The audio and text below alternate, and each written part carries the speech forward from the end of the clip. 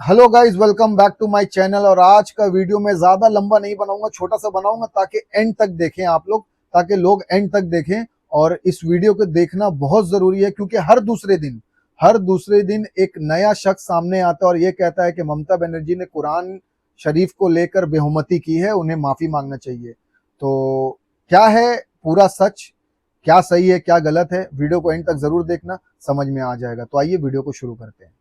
तो हमने मीडिया को इसीलिए बुलाया है कि ये वापस होना चाहिए और इस पर लोगों का शदीद एतराज है कि उनको ऐसा बयान नहीं देना चाहिए था।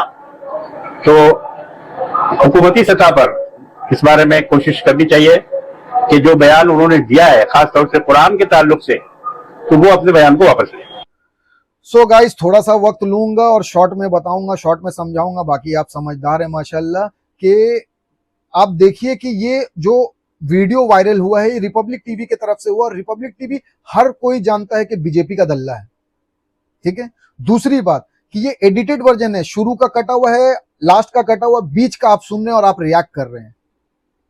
तब आप क्यों नहीं रिएक्ट करते हैं जब नाजिया इलाही खान जैसी लड़की इतना गंदा गंदा बात, इतना नीच नीच बात करती है कुरान को लेके, हदीस को लेके, मुसलमान कौम को लेके, इस्लाम को लेके, अल्लाह को लेके। वो कहती है कि कुरान में ऐसा लिखा हुआ, ऐसा किया। तो आप तो जानते हैं ना, कुरान में जो भी लिखा हुआ है वो अल्लाह का पैगाम लिखा हुआ है। अगर कुरान में कुछ गलत लिखा हुआ है या गंदा लिखा हुआ है तो मतलब वो अल्लाह अल्लाह की तरफ से लिखा हुआ है। आप खुद दिल पे हाथ रख के कहिए, क्या ऐसा है? क्या ये सच है? नहीं है। आप वीडियो को एंड तक जरूर देखिएगा क्योंकि मैं नाजिया इलाही खान ने कैसा कैसा गंदा गंदा बात किया है वो मैं डालूंगा, आप उस चीज को सुनिएगा। और ये तो कुछ नहीं, इससे भी वाहियात वाहियात बात की है। आप उसके पेज में जाके ढूंढिएगा, बहुत कुछ मिलेगा आपको। तो उसके खिलाफ आवाज कौन उठाएगा और कब उठाएगा? मैं कारी साहब से पूछना चाहता हूं कि ममता बनर्जी का ऑडियो वीडियो देखकर जो एडिटेड वर्जन है उस पर आपने इतनी बड़ी बात कह दी कि टीएमसी और बीजेपी दोनों एक बराबर है। नाजिया इलाही खान के खिलाफ आप कभी कुछ नहीं बोले, उसके खिलाफ आप कब बोलेंगे? और नाजिया इलाही खान के खिलाफ कोई क्यों नहीं बोलना चाहता है? वो तो डायरेक्ट गंदा गंदा अल्फाज यूज करती है। तो बात को समझिए, जहां जो लोकल पार्टी मजबूत है वहां उसको और मजबूत बनाइए, वरना हिंदुस्तान को बचा नहीं सकते हैं, संविधान को बचा नहीं सकते हैं, हिंदू मुस्लिम एकता को बचा नहीं सकिएगा आप लोग। बंगाल में ममता बनर्जी को मजबूत बनाइए, बिहार में तेजस्वनी को मजबूत बनाइए, यूपी में अखिलेश यादव और मायावती को मजबूत बनाइए, दिल्ली में पंजाब में आप केजरीवाल को मजबूत बनाइए। और जहां जहां लोकल पार्टी मजबूत नहीं है, मैं खुद कहता हूं कि वहां पर ही आप कांग्रेस को वोट दें, कांग्रेस को बीजेपी के खिलाफ मजबूत बनाइए। हमारा मकसद है बीजेपी को इस मुल्क से खत्म करना। तो उसके लिए अगर आप ये सब अफवाहों में घुस जाएंगे और अफवाहों के ऊपर रिएक्ट करने लगेंगे तो फिर हिंदुस्तान या इंसानियत को बचाना बहुत बहुत मुश्किल है। मैं जो कह रहा हूं इसको आप बैठिए, सोचिए, अपने दिमाग में जोर डालिए, अपने दिल पे हाथ रखिए और ये बताइए कि आखिर ममता बनर्जी ऐसा अल्फाज या ऐसा बात करके अपना खुद का खराबी क्यों करेगी? ममता बनर्जी क्या बीजेपी पार्टी से है? टीएमसी पार्टी से है। और ममता बनर्जी, मैं कहता हूं, मैं बहुत जगह रह के आया हूं हिंदुस्तान में, मैं कहता हूं कि बंगाल एक लौता हिंदुस्तान है आज के वक्त में, और सिर्फ वो ममता बनर्जी की वजह से मुमकिन है। लेकिन आप लोग अफवाहों में जाकर कुछ ऐसा मत करिएगा जिससे बीजेपी मजबूत हो जाए।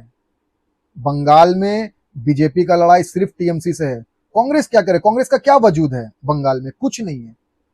जिसका कोई वजूद नहीं है उसका लड़ाई है बीजेपी से, जिसका वजूद है उसका लड़ाई नहीं है बीजेपी से। समझिए, अपना दिमाग इस्तेमाल करिए। बीजेपी ने ये हरकत, ये वीडियो मार्केट में छुड़वाया इसीलिए है ताकि मुसलमान वोट दो तरफ बढ़ जाए। उनको पता है कि मुसलमान वोट जो है वो बीजेपी को नहीं मिलेगा, लेकिन कांग्रेस की तरफ चले जाएगा तो वो वोट बैंक बढ़ जाएगा।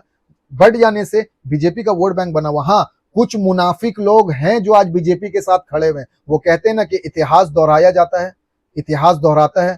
तो ऐसे ही कुछ लोग थे जब इमाम हुसैन करबला में जंग करने जा रहे थे, जब इमाम हुसैन ने करबला में जंग किया, ऐसे ही कुछ मुनाफिक मुसलमान थे। जंगे बदर में जब रसूलुल्लाह ने जंग किया, ऐसे ही कुछ मुनाफिक मुसलमान थे, आज भी हैं। खैर, मैं उनका बात करूंगा नहीं, उनका ईमान जाने, आखिरत में जवाब उनको देना है, मुझे नहीं। लेकिन अभी वक्त है हिंदुस्तान को बचाना, हिंदू मुस्लिम एकता को बचाना। हमारे उल्मा, आलिम, मौलाना, मुफ्ती, मदरसा, मस्जिद उसको बचाना, दलितों को बचाना, ये दलितों के भी नहीं है। थोड़ा अपना अकल लगाइए, बहुत समझदारी के साथ 1 तारीख को वोट दीजिएगा। आपका वोट इस बार बहुत कीमती है, बहुत मतलब बहुत ही कीमती है। कांग्रेस में देकर प्लीज वोट को जाया मत करें, ममता बनर्जी की पार्टी को वोट दें। मैं अपील कर रहा हूं, खुले आम अपील कर रहा हूं, ममता बनर्जी की पार्टी को वोट दें, क्योंकि बंगाल में सिर्फ और सिर्फ ममता बनर्जी मजबूत है, उसे और मजबूत बनाइए। खैर, नाज़िया इलाही का वीडियो जरूर देखिएगा पूरा, उसके बाद डिसाइड करिएगा कि इसके खिलाफ आवाज कब उठेगा और कौन उठाएगा। खैर, इसी के साथ हम अपना वीडियो को खत्म करते हैं। अल्लाह हाफिज, जय हिंद, जय बंगला। देवबंद क्या होता है? आप जिस देव और देवियों की पूजा करते हैं उसको बंद करने के लिए, उसको खत्म करने के लिए देवबंद जमात खुला है। मैंने अभी पढ़ा ला इलाहा इल्लल्लाह मुहम्मदुर रसूलुल्लाह, कुल हुवल्लाहु अहद अल्लाहु समद लम यलिद वलम यूलद वलम यकुल लहू कुफुवन अहद। मैं बन गई इंजीनियर, बन गई डॉक्टर। भारत में बैठा मुसलमान अब्दुल, मदरसों में खुद को छुपाया हुआ अब्दुल 3 औजार लेकर घूमता है। एक औजार उसके पैंट के जिप में होता है जिससे वो बलात्कार करता है। अब बोलिए अल तकैया क्या है? अल तकैया हिंदू मुस्लिम भाई भाई, आपका कुल्लाल मेरा कुल्लाल, हम दोनों संविधान को मानेंगे जब हम टुकड़े टुकड़े गैंग रहते हैं। जब इस्लाम के मानने वाले थोड़े थोड़े होते हैं तब। उसके बाद फिर आ जाता है दाई। अब आपने मेरे पर बिलीव कर लिया अल तकैया में कि ये तो मेरे संविधान को भी मान रही है, मेरी मिट्टी को भी मान रही है, हम दोनों का कुल्लाल भी बोल रही है। उसके बाद आता है इस्लाम की दावत। आपका धर्म खराब, मेरा इस्लाम अच्छा। आपका धर्म में इतने सारे भगवान, मेरे इस्लाम में एक ही अल्लाह। आपके धर्म में महिलाओं की इज्जत नहीं है, मेरे इस्लाम में महिलाओं की इज्जत है। आप अगर 5 सेकंड के लिए भी कन्विंस हो गए, वहीं पे मेरी जीत है। और अगर आप कन्विंस नहीं हुए, तब आता है जिहाद। निकालो तलवार और बोलो सुमित को कि गला सरतन से जुदा, सरतन से जुदा, वही होगा। उसके बाद आता है जजिया, कि सनातनियों के घर से अगर एक गला कट गया, फिर भी घर वाले नहीं माने और इस्लाम कबूल नहीं किए, तब आएगा जजिया कि तुम हमको संपत्ति दो, प्रॉपर्टी दो, बहू दो, बेटी दो, सब कुछ दे दो, तभी हम तुमको माफ करेंगे, नहीं तो नहीं माफ करेंगे। अजीब है इस्लाम, और इस्लाम के चलाने वाले और भी ज्यादा अजीब। कलीद है, ब्राह्मण घर की बेटी श्रीमती ममता बनर्जी के स्वागत के लिए सभी मौलाना मुंह में चप्पल दबाए और पलके बिछाए एक ब्राह्मण हिंदू की बेटी का इंतजार करेंगे ईद की नमाज में। पर नाज़िया इलाही खान को आज नाखुदा मस्जिद के इमाम ने जोड़ा साको पुलिस स्टेशन को मेल भेज करके मना कर दिया। नाज़िया इलाही खान मुसलमान होते हुए, हम कलमा होते हुए भी नाखुदा मस्जिद में अपने इस्लामिक हुकूक के दायरे में मस्जिद में जाकर के नमाज नहीं पढ़ पाएगी, क्योंकि इमाम साहब सिर्फ ममता बनर्जी को इज्जत देंगे। मुसलमान बेटियों के लिए उनके दिल में और उनकी नजरों में कोई इज्जत नहीं है। इस्लाम में जिस तरह से जिहाद के नाम पर बलात्कार जायज है, उसी तरह से जिहाद के नाम पर लव जिहाद भी जायज है। आप थोड़ा सा अल कुरान की सूरतों को देख। हमें बचपन से सिखाया जाता है कि हिंदुओं को काफिर क्यों बोले भाई। मैं तो पूछती हूँ, आंखों में आंखें डाल करके मैं मदनी से पूछ रही हूँ, मैं नाम ले रही हूँ। चलिए, बहुत अजीब और गरीब इस्लाम है। 4 बीवी बेड पर रख लो, लेकिन अडॉप्टेशन मत करो भैया, बच्चा गोद मत लो। कैसा है ये इस्लाम? हर वक्त ठरकबाजी सिखाते रहता है, हर वक्त। मुसलमान बाप अगर बेटी का बलात्कार करे और उससे बच्चा पैदा करवाए तो कोर्ट में खड़ा होकर कहता है कि ठीक है, हम निकाह पढ़ लें, और मीडिया को कहता है कि पेड़ हमने लगाया था तो फल कौन खाएगा। तो ये जायज है। देखिए, जितनी जल्दी गिरगिट रंग नहीं बदलता है, उससे ज्यादा जल्द मुसलमान रंग बदलता है, उससे ज्यादा जल्द।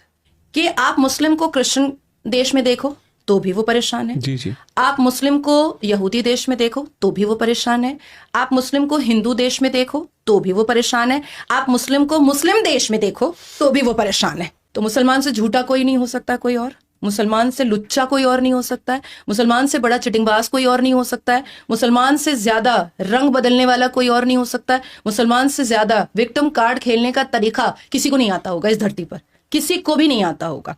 इनका जो झुट्टा लुच्चा हदीस बना हुआ है, उस हदीस के हिसाब से तो मुसलमान औरतें कभी मुकम्मल पाक भी नहीं होती हैं।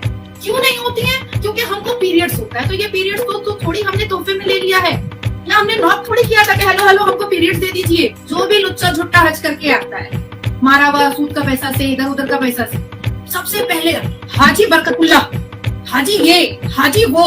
भैया प्रॉफेट मोहम्मद, उन्होंने अपने नाम के आगे हाजी नहीं लगाया। तू कौन सा मुसलमान है जो तू अपने नाम के आगे इतना बड़ा बड़ा हाजी टैग लगा के घूम रहा है? और हदीस में कहा है आप उन 72 वर्जिन हूरों को इटर्नल और फिजिकल सेटिस्फैक्शन के लिए यूज करिए। मैं बार बार कह रही हूँ कि जन्नत है या कोठा है।